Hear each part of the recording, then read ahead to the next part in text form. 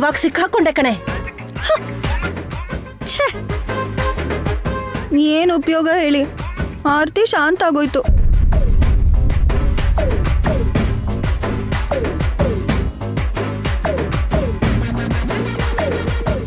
ಏಯ್, ಬುದ್ಧಿ ಇದೆಯಾ ನಿನ್ಗೆ? ನನ್ನ ಸಾಯಿಸ್ಬೇಕು ಅಂತ ಮಾಡಿದ್ಯಾ? ಆರ್ತಿ ತಗೊಳ್ಳೋದಕ್ ಭಯ ಯಾಕತ್ತೆ? ಇಷ್ಟಕ್ಕೂ ನಿಮ್ಮ ಸೀರೆ ಮೇಲೆ ಕೆರೋಸಿನ್ ಹೇಗೆ ಬಿತ್ತು ಮಾಮ್?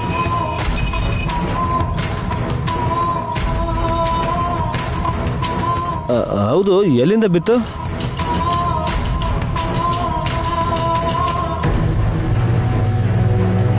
ಮೇಲಿಂದನೇ ಬಿದ್ದಿರ್ಬೇಕು. ಅಲ್ಲಿದೆಯಾ ಏನು?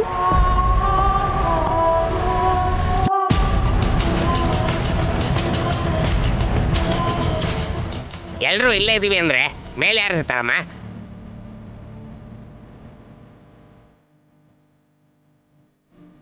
ಮನೆಯೊಳಗೆ ಕೆರೋಸಿನ್ ಯಾರು ತಗೊಂಡ್ ಬಂದಿದ್ದು?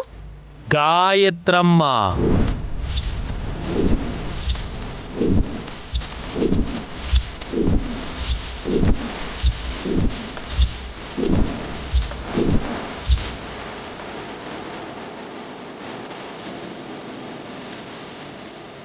ನಮ್ಮಮ್ಮನ? ಹೌದಪ್ಪ, ಲ್ಯಾಟಿನಲ್ಲಿರೋದೇ ತಾನೇ ನೀವು ಹೇಳ್ತಾ ಇರೋದು ಕೆರಾಸಿನ್ನು?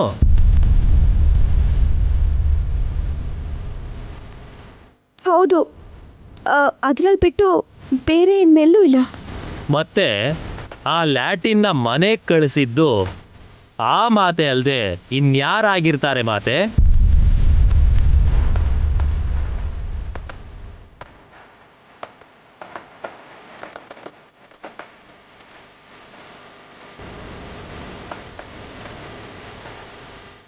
ಮಾಮ್, ಇವತ್ತು ಯಾಕೋ ಟೈಮೇ ಸರಿ ಇಲ್ಲ ಅನ್ಸುತ್ತೆ.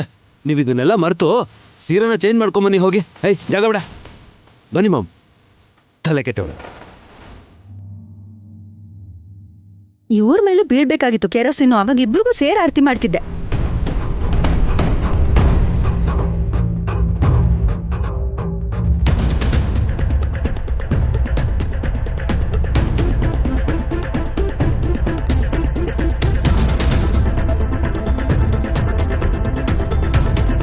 ಹಾಸಿನಿ ಕೊಟ್ಟಿರೋ ಕಾಟಕ್ಕೆ ನಿಮ್ಮ ದಾಹ ಇನ್ನೂ ಹಿಂಗೆ ಅಲ್ಲ ಅನ್ಸುತ್ತಲ್ಲ ಮಾಮ್?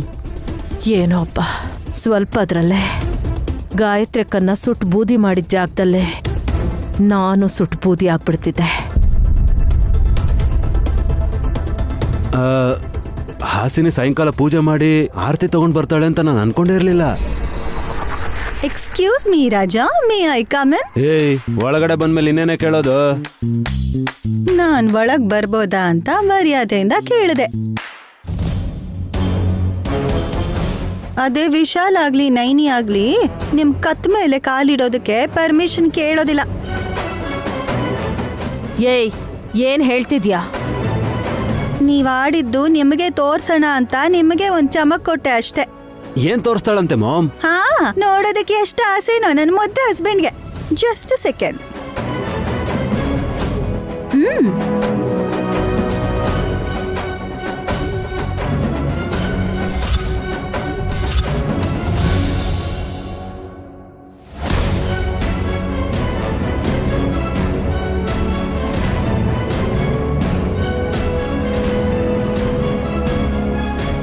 ಈಗ ನೀರ್ ಕುಡಿಬೇಕಾಗಿರೋದು ನನ್ ಗಂಡ. ಕುಡೀರಿ. ಯಾರ್ ಶೂಟ್ ಮಾಡಿದ್ರು ಈ ವಿಡಿಯೋನ? ನಾನಲ್ದೆ ಬೇರೆ ಯಾರಾದ್ರೂ ವಿಡಿಯೋ ಮಾಡಿದಿದ್ರೆ ಇಷ್ಟೊತ್ತಿಗೆ ಕೆರಳಿದ ಸಿಂಹ ತರ ನೈನಿ ನಿಮ್ಮೇಲೆ ಹಾರಿರೋಳು. ಅಷ್ಟಕ್ಕೂ ಈ ವಿಷಯ ಗೊತ್ತಾ? ಗೊತ್ತಿಲ್ಲ. ಗೊತ್ತಾಗ್ಬಾರ್ದು ಅಂತ ನಾನೇ ಆರ್ತಿ ತಟ್ಟೆ ಹಿಡ್ಕೊಂಡು ಸುಮನ ಸೀನ್ ಕ್ರಿಯೇಟ್ ಮಾಡೋ ಮುಂಚೆನೆ ನಾನೇ ಮಾಡಿದೆ. ಐ ಸಿ, ನಿನಗೆಲ್ಲ ಗೊತ್ತಿದ್ದೆ ಮಾತಾಡ್ತಿದ್ಯಾ ಅಂತ ಆಯ್ತು. ಅದನ್ ಪಕ್ಕಕ್ಕಿಡಿ. ನಿಮ್ ಮೇಲೆ ಕೆರೋಸಿನ್ ಹೇಗ್ ಬಿತ್ತು ಅಂತ ಗೊತ್ತಾ? ಯಾರ್ ಚೆಲ್ಲಿದ್ದು ಗೊತ್ತಾ? ಯಾರು? ಗಾಯತ್ರಿ ಅತ್ತೆ. ಏನ್ ಆ ಥರ ಕಣ್ಣಗಲ್ಸ್ಕೊಂಡು ನೋಡ್ತಾ ಇದ್ದೀರಾ? ದೊಡ್ಡಮ್ಮ ಬಂದ್ರಾ? ಯಾವತ್ತೂ ಬಂದಿದ್ದಾರೆ ಡೂಡ್. ಜೋಕ್ ಮಾಡಬೇಡ. ಇವತ್ ನಿಮ್ ಮೇಲ್ ಕೆರೋಸಿನ್ ಚಲ್ತೋ ಇಲ್ವೋ? ಮಾಮ್, ದೊಡ್ಡಮ್ಮನ ಕೆಲಸನೇ ಇರಬೇಕು ಮಾಮ್. Shut up. ಮೊಬೈಲಲ್ಲಿ ವಿಡಿಯೋ ತೆಗೆದು ನಮ್ಮನ್ನ ಇನ್ನೂ ಗೋಳ್ ಹೊಯ್ಕೋಬೇಕು ಅಂತ ಇವಳು ಹುಚ್ಚಿ ಥರ ಮಾತಾಡಿದ್ರೆ ನಾವ್ಯಾಕೋ ಅದಕ್ಕೆಲ್ಲ ಭಯ ಪಡಬೇಕು? ಹಾ, ಸ್ವಲ್ಪ ಹೊತ್ತಾಗಿದ್ರೆ ರನ್ನಿಂಗ್ ಮಾಡ್ತಾ ಮಾಡ್ತಾ ಸೀರೆ ಕಾಲಿಗೆ ಸಿಕ್ಕಾಕೊಂಡು ಬಗ್ಪೋರ್ಲಾಗ್ ಬೀಳ್ತಿದ್ರಿ ಅತ್ತೆ ನೀವು. ಏಯ್, ಬಾಯ್ ಮುಚ್ತೀಯಾ ಇಲ್ವಾ? ಸೀರೆ ತುದಿನ ನನ್ ಕಾಲಿಂದ ತುಳಿದಿದ್ರು ಮುಗ್ಗುರ್ಸ್ಕೊಂಡ್ ಬಿದ್ದು ನಿಮ್ ಬಾಯ್ ಹಲ್ಲೆಲ್ಲ ಉದ್ರೋಗ್ತಿತ್ತು ಗೊತ್ತಾ? ಏಯ್, ಕೂಲ್ ಬೇಬಿ. ಏಯ್ ಮಾಮ್, ಯಾಕೆ ಬೇಬಿ ಅಂತ ಇದೆಯಾ ನೀನು? ಹಾ, ಹಾಗ್ ಹೇಳೋದ್ರಿಂದ ವಯಸ್ಸು ತುಂಬಾ ಕಮ್ಮಿ ಆಗೋಗಿದೆ ಅಂತ ಖುಷಿ ಪಡ್ತಾರೆ ನಿಮ್ಮ ಅಮ್ಮ. ಇಲ್ಲ ಅಂದ್ರೆ ಓಲ್ಡ್ ಲೇಡಿ ಅನ್ನು ಅಂತೀರಾ? ಈ ತಲೆ ಕೆಟ್ಟೋಳತ್ರ ಮಾತಾಡಿದ್ರೆ ನಮ್ ತಲೆನೇ ಹಾಳಾಗತ್ತೆ. ಏಯ್, ಆಚೆ ಕಳ್ಸೋ. ಹೇಯ್, ಹೋಗೆ ನೀನು. ನಿಂತ್ಕೊಳ್ಳಿ. ನನ್ನನ್ನು ಎದುರಾಕೊಂಡ್ರೆ ವಿಧಿ ಸುನಾಮಿ ತರ ನಿಮ್ಮೇಲೆ ಬರುತ್ತೆ. ಬಾಯ್, ಇನ್ನೊಂದ್ ಮಾತು ಹೇಳ್ಬೇಕಿತ್ತು. ಮಾಘ ಮಾಸ ಬರ್ತಿದೆ, ಮದ್ವೆ ಮಾಡಿಸ್ಬೇಕು ಅಂತ ಡಿಸೈಡ್ ಮಾಡಿದೀನಿ. ಯಾರ್ಗೆ? ನಿಮ್ಮ ಅಮ್ಮಂಗೆ. ಮದ್ವೆ ಸಾಧಾರಣವಾಗಿರಲ್ಲ.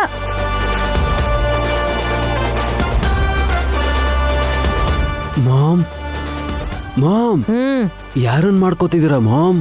ಇಡಿಯಟ್, ನೀನು ಅವಳಗ್ ಸರಿಯಾಗೇ ಇದೆಯಾ?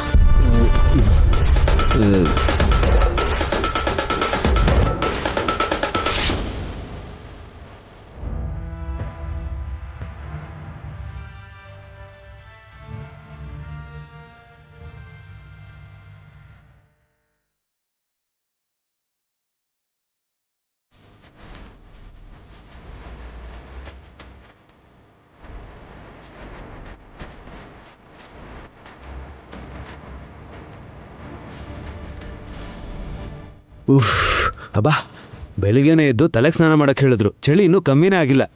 ಎದ್ದಿದ್ದೆ 7 ಗಂಟೆಗೆ, ಮತ್ತೆ ಕಳ್ತಿದ್ದೀರಾ? ವಿಷಯ ಏನು ಅಂತ ವಲ್ಲಭಗ್ ಗೊತ್ತಾಗ್ದೆ ಇರಿಟೇಟ್ ಮಾಡ್ಕೊಂಡಿದ್ದಾನೆ ಕಣೆ. ಗುರುಗಳ್ ಮನೆಗ್ ಬರ್ತಿದ್ದಾರೆ ಅಂತ ರಾತ್ರಿನೇ ಹೇಳಿದ್ರಲ್ಲ. ಯಾಕೆ ಬರ್ತಾ ಇದಾರೆ ಅಂತ ಹೇಳಿಲ್ಲ ಅಕ್ಕ. ಇವತ್ತು ಮಹಾಪೌಷಿ ಅಲ್ವಾ ಪಾಮು?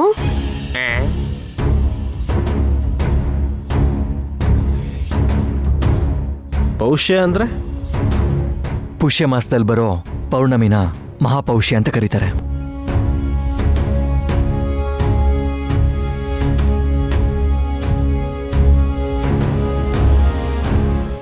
ನೈನಿ ಲಕ್ಷ್ಮೀದೇವಿಗೆ ಶನೇಶ್ವರನಿಗೆ ಪೂಜೆ ಮಾಡಿ ಗುರುಗಳಿಗೆ ಕೊಡಬೇಕು ಅಂತ ಹೊಸ ಬಟ್ಟೆ ತರಕ್ ಹೋಗಿದ್ದಾಳೆ.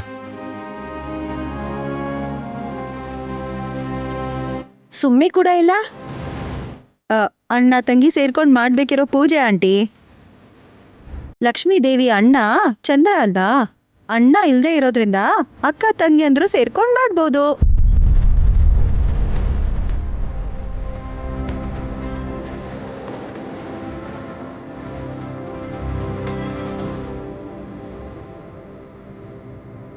ಓಂ ಶ್ರೀ ಮಾತ್ರೇಯ ನಮಃ. ಶುಭಂ ಭೂಯಾತ್.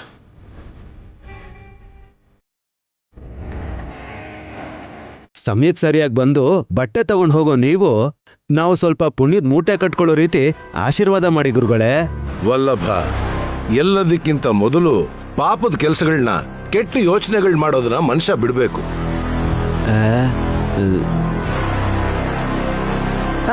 ನಿಮಗೂ ಕೂಡ ಅದು ಅನ್ವಯಿಸತ್ತೆ ಅತ್ತೆ. ಎಲ್ರನ್ನು ಉದ್ದೇಶಿಸಿ ಹೇಳ್ತಾರೆ ಮಹಾನುಭಾವರು. ಇಬ್ರು ಒಟ್ಟಿಗೆ ಬರ್ತೀರಾ ಅನ್ಕೊಂಡ್ರೆ ಸಪ್ರೇಟಾಗಿ ಬರ್ತಾ ಇದೀರಲ್ಲ. ಪೂಜೆ ಮುಗಿಯೋವರೆಗೂ ಒಟ್ಟಿಗೆ ಇದ್ವಿ. ಫಲ ಸಿಗ್ಬೇಕಾದ್ರೆ ಬೇರೆ ಬೇರೆ ಬಂದ್ರೆ ಒಳ್ಳೇದು ಅಂತ ಹೀಗ್ ಬಂದ್ವಿ. ಗುರುಗಳೇ, ನೀವು ಕೂತ್ಕೊಳ್ಳಿ. ಪರವಾಗಿಲ್ಲ ಬಿಡು ವಿಶಾಲ. ನಮ್ಮಮ್ಮ ನಿಮ್ಗೆ ವಸ್ತ್ರದಾನ ಮಾಡ್ತಾರೆ. ನಾನಾ? ಅಮ್ಮ ಅಂದ ತಕ್ಷಣ ಜಾತ್ರೆಯಲ್ಲಿ ಸಿಗೋ ಬೊಂಬೆ ತರ ರೆಡಿಯಾಗಿ ಮುಂದೆ ಬರ್ತೀರಾ ಅತ್ತೆ ನೀವು? ವಿಶಾಲ್ ಹೇಳಿದ್ದು ತನ್ನ ಸ್ವಂತ ತಾಯಿ ಗಾಯತ್ರಿ ಅತ್ತೆ ಬಗ್ಗೆ.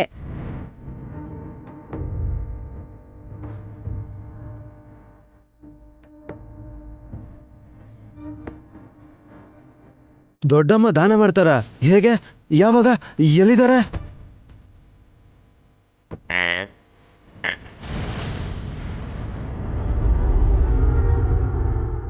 ಅಯ್ಯಪ್ಪ, ಏನಾದರೂ ಟ್ವಿಸ್ಟ್ ಇದ್ರೆ ಮೊದಲೇ ಹೇಳ್ಬಿಡಿ, ನೀವು ಕೈ ಮುಗಿತೀನಿ. ಸಡನ್ ಆಗಿ ಹೇಳ್ಬಿಟ್ರೆ ಶಾಕಲ್ಲಿ ಹಾರ್ಟ್ ಅಟ್ಯಾಕ್ ಆಗತ್ತೆ. ನನ್ ಗಂಡ ಎದೆ ಹೊಡ್ಕೊಂಡು ಸತ್ತೋಗ್ತಾರ ಅಷ್ಟೇ. ಸ್ವಲ್ಪ ಅರ್ಥ ಆಗೋ ಹಾಗೆ ಹೇಳಿ ಪ್ಲೀಸ್.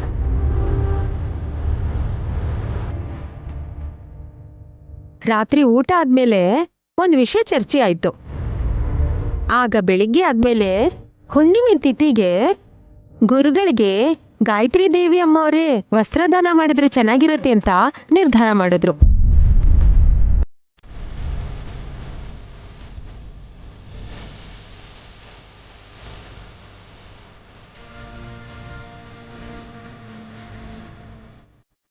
ತಾಯಿ ಮಗು ಆಯ್ತು, ಆ ಮಗು ಕಳ್ದೋಯ್ತು.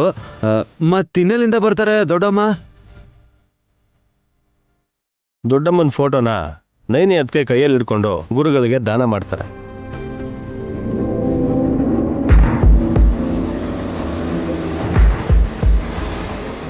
ತಮ್ಮಂಗಿರೋ ತಿಳುವಳಿಕೆ ಅಣ್ಣಂಗ್ ಬರ್ದೇ ಹೋಯ್ತು ನೋಡಿದ್ರಾ? ಫೋಟೋ ಕಟೌಟಲ್ಲಿ ದಾನ ಮಾಡಿಸಿದ್ರೆ ಫಲ ಸಿಗುತ್ತಾ? ಹೋದ ಜನ್ಮದಲ್ಲಿ ಗಾಯತ್ರಿ ಅಮ್ಮವರು ಪುಷ್ಯ ಪೌರ್ಣಿಮೆ ದಿನ ಸ್ವಾಮೀಜಿಗೆ ವಸ್ತ್ರನ ದಾನ ಕೊಡಬೇಕಾದ್ರೆ ಅಮ್ಮ ಅವ್ರ ತಂದೆಯಾದ ಬದ್ರಿನಾಥ್ ತಾತ ಅವ್ರ ಫೋಟೋ ಇಟ್ಕೊಂಡು ಕೊಡ್ತಿದ್ರಂತೆ. ಈಗಲೂ ಕೂಡ ಹಾಗೆ ಮಾಡಿದ್ರೆ ಸರಿ. ಸರಿ ಸರಿ. ಏನ್ ಸರಿ? ಹಾಗ್ ಮಾಡಿದ್ರೆ ಗಾಯತ್ರಿ ಅತ್ತೆ ಸತ್ತ ಹಾಗೆ ಅಲ್ವಾ? ಶಡಪ್.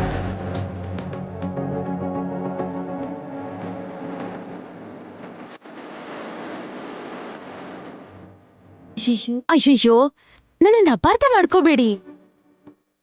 ನನ್ ಮನ್ಸಲ್ಲಿ ಏನಿದೆ ಅಂತ ನಿಮ್ಗೆಲ್ರಿಗೂ ಅರ್ಥ ಆಗ್ಬೇಕು.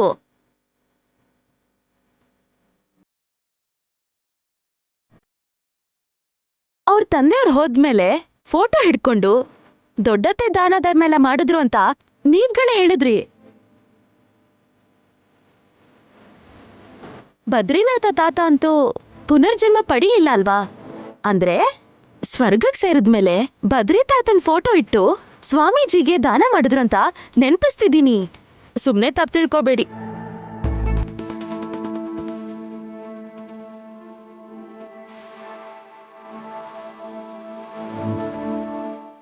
ಪರವಾಗಿಲ್ಲ ಬಿಡು ಸುಮನ, ನೀನು ಈ ವಿವರಣೆ ಕೊಟ್ಟಿದ್ದಕ್ಕೆ ತುಂಬಾ ಸಂತೋಷ. ಒಳ್ಳೇದು ಸ್ವಾಮಿ, ನೀವ್ ತಕ್ಷಣ ಅರ್ಥ ಮಾಡ್ಕೊಂಡ್ರಿ. ಮಿಗ್ದವ್ರಿಗೆ ಅರ್ಥ ಆಗೋ ಹಾಗೆ ಹೇಳ್ಬೇಕು. ವಿಶಾಲ, ಸುಮನ ಹೇಳ್ದ ಹಾಗೆ ಫೋಟೋನ ಹಿಡ್ಕೊಂಡು ನನಗೆ ವಸ್ತ್ರದಾನ ಯಾಕೆ ಮಾಡ್ಬೇಕು ಹೇಳಿ? ನಿನ್ನ ಹೆಂಡತಿಗೆ ನಿಮ್ಮಮ್ಮನ್ನ ಎತ್ಕೊಂಡು ಬಂದು ನನಗೆ ವಸ್ತ್ರದಾನ ಮಾಡೋದಕ್ಕೆ ಹೇಳು.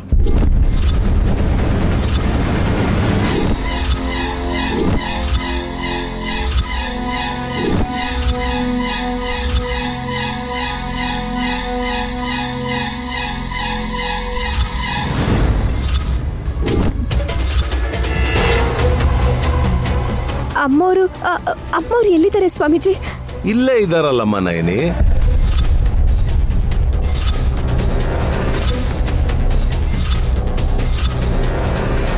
ಎಲ್ಲಿಂದ ಬಂದಿದ್ದಾರೆ?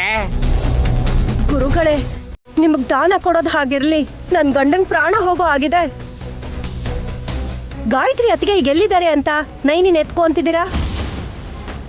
ಬೊಂಬೆ ಜೊತೆ ಆಟ ಆಡ್ತಿದ್ದಾಳಲ್ಲ ದುರಂದರ.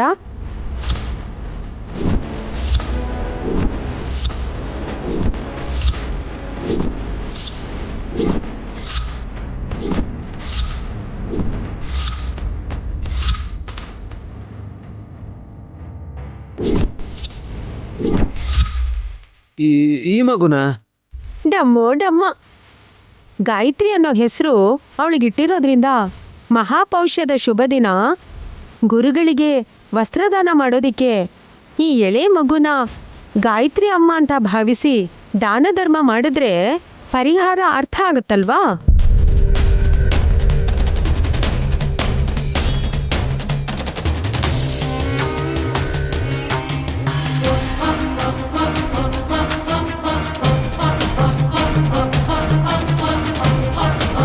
ಹೆಸರಿದ ತಕ್ಷಣ ದೊಡ್ಡತ್ತೆ ಹೇಗಾಗ್ತಾಳೆ? ಭಗವಂತನ ದರ್ಶನ ಮಾಡಬೇಕು ಅಂದ್ರೆ ಅದು ಸಾಧ್ಯ ಇಲ್ಲ. ಹೀಗಿರುವಾಗ ಅರಿಶಿಣದ ಗೊಂಬೆಯಲ್ಲಿ ಆಹ್ವಾನ ಮಾಡಿಕೊಂಡು ವಿಗ್ರಹದಲ್ಲಿ ಪ್ರಾಣ ಪ್ರತಿಷ್ಠೆನ ಮಾಡಿ ಸಾಕ್ಷಾತ್ ಅದೇ ದೇವರು ಅಂತ ತಿಳ್ಕೊಳ್ಳೋ ನಾವು ಭೌತಿಕ ರೂಪದಲ್ಲಿರೋ ಈ ಹಸುಕಂದ ಗಾಯತ್ರಿಯನ್ನು ಹೆಸರಿಟ್ಕೊಂಡಿರೋದ್ರಿಂದ ಈ ತಕ್ಷಣಕ್ಕೆ ಇವಳೇ ಗಾಯತ್ರಿ ದೇವಿ ಅಂತ ನಾವ್ಯಾಕೆ ಭಾವಿಸ್ಬಾರ್ದು ಹೇಳಿ?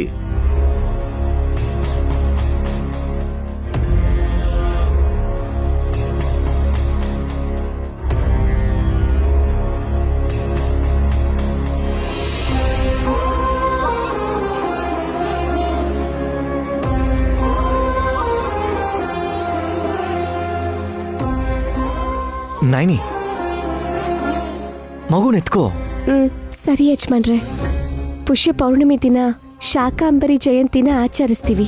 ಬರಗಾಲದಂತ ಭೂಮಿಗೆ ಮಳೆ ಸುರಿಯೋ ಹಾಗೆ ಮಾಡಿ ಹಸುವ ನೀಗ್ಸಿರೋ ಅನ್ನಪೂರ್ಣೇಶ್ವರಿ ಜಯಂತಿ ದಿನ ಗಾಯತ್ರಿ ಅಮ್ಮವ್ರು ಇಲ್ದೇ ಇರೋ ಕೊರ್ಗನ್ನ ತೀರ್ಸಕ್ಕೋಸ್ಕರ ಈ ಗಾಯತ್ರಿ ಇಲ್ಲಿದ್ದಾಳೆ ಅನ್ಕೊಂಡು ಎತ್ಕೋತೀನಿ. ಬಾ ಕಂದ. ಇದು ಪಾಯಿಂಟ್ ಅಂದ್ರೆ ಹೇಗ್ ಮ್ಯಾಚ್ ಆಗ್ತಿದೆ ನೋಡಿದ್ರಾ? ನೋಡ್ತಾನೆ ಇದ್ದೀನಿ.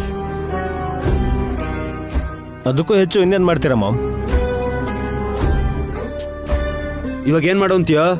ಗುರುಗಳಿಗೆ ಹಣ್ಣು ಹೂಗಳನ್ನ ದಾನ ಕೊಡಬೇಕು ಅಂತ ಅನ್ಕೊಂಡಿದ್ದೀರಾ? ಇಲ್ಲ, ಆಶೀರ್ವಾದ ಮಾತ್ರ ಬೇಕು. ಏಯ್, ಮಹಾತ್ಮರಿಗೆ ತಾರತಮ್ಯ ಇರೋದಿಲ್ಲ. ಎಲ್ರಿಗೂ ಒಳ್ಳೇದು ನಡಿಬೇಕು ಅಂತಲೇ ಬಯಸ್ತಾರವರು.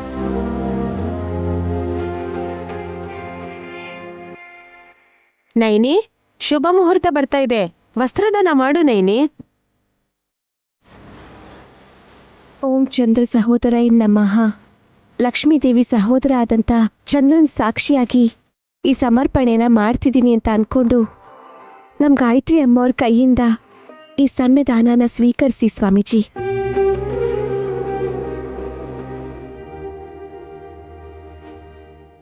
ದೀರ್ಘ ಸುಮಂಗಲಿ ಭವ. ವಿಶಾಲ, ನಯನಿ ನಿಮ್ ತಾಯಿನೇ ಎತ್ಕೊಂಡಿಲ್ಲಪ್ಪ, ಸಾಕ್ಷಾತ್ ಲಕ್ಷ್ಮೀ ದೇವಿನೇ ಎತ್ಕೊಂಡಿದ್ದಾಳೆ.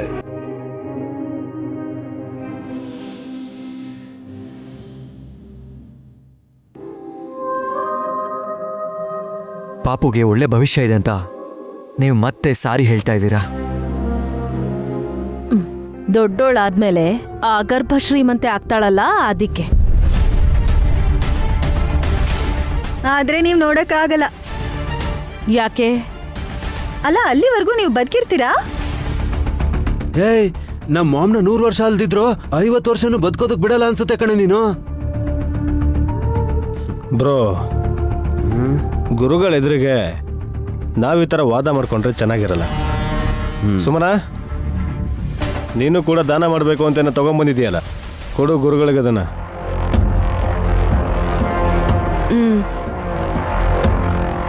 ಕ್ಷಮಿಸಿ ಸ್ವಾಮಿ, ನಾನ್ ನಿಮ್ ಪಾದದ ಮೇಲೆ ಇದನ್ ಹಾಕಿ ನನ್ ನೋವು, ದುಃಖ, ಸಂಕಟ, ಕಷ್ಟ ಎಲ್ಲ ಹೋಗ್ಲಿ ಅಂತ ಆಶೀರ್ವಾದ ಮಾಡಿ ಅಂತ ಕೇಳೋಣ ಅನ್ಕೊಂಡಿದ್ದೆ. ಆದ್ರೆ ಇವಾಗ ಮನ್ಸ್ ಬದಲಾಯಿಸಿದೀನಿ.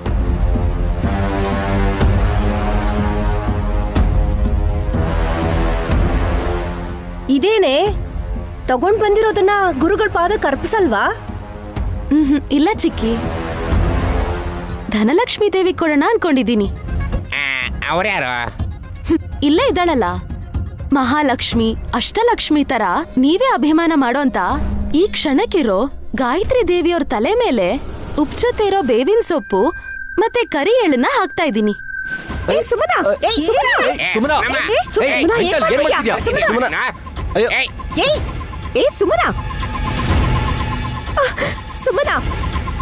ಶನೇಶ್ವರನ್ಗೆ ಅರ್ಪಿಸ್ಬೇಕಾಗಿರೋದನ್ನ ನೀನ್ ಈ ಮಗು ತಲೆ ಮೇಲೆ ಹಾಕ್ತಾ ಇದ್ಯಾ?